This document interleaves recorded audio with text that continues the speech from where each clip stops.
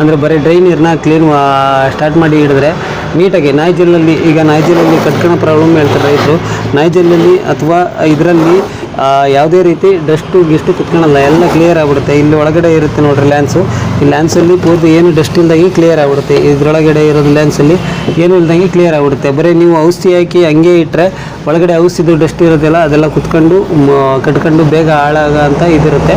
ಇದನ್ನು ಈಗ ಹಾಳಾಗಬಾರ್ದು ಅಂತಂದರೆ ಇದು ಎಲ್ಲ ಯೂಸ್ ಮಾಡಿದ ಮೇಲೆ ಇದಕ್ಕೆ 5 ರಿಂದ 6 ಲೀಟ್ರ್ ಪೆಟ್ರೋಲ್ ನೀರು ಹಾಕ್ಕೊಂಡು ಬರೀ ಖಾಲಿ ನೀರನ್ನ ಔಷಧಿ ಹೊಡೆದಾದ್ಮೇಲೆ ಹೊರಗಡೆ ಔಟ್ ಮಾಡಿದ್ರೆ ಯಾವುದೇ ರೀತಿ ಡಸ್ಟ್ ಗಿಷ್ಟು ಕೂರಲ್ಲ, ಲೈಫು ಚೆನ್ನಾಗಿ ಬರುತ್ತೆ, ಕ್ವಾಲಿಟಿನೂ ಚೆನ್ನಾಗಿ ಬರುತ್ತೆ. ನೀವು ಮತ್ತು ಇದರಲ್ಲಿ ಕ್ವಾಲಿಟಿ ವಿಷಯ ಹೇಳಬೇಕು ಅಂದರೆ ಇದು ರೈತರಿಗೆ ಕಡಿಮೆ ರೇಟಿಂದ ಸಿಗುತ್ತೆ, ಜಾಸ್ತಿ ರೇಟಿಂದ ಸಿಗುತ್ತೆ. ಅದು ಕ್ವಾಲಿಟಿ ಮೇಲೆ ಪ್ರೈಸು ಡಿಪೆಂಡ್ ಆಗುತ್ತೆ.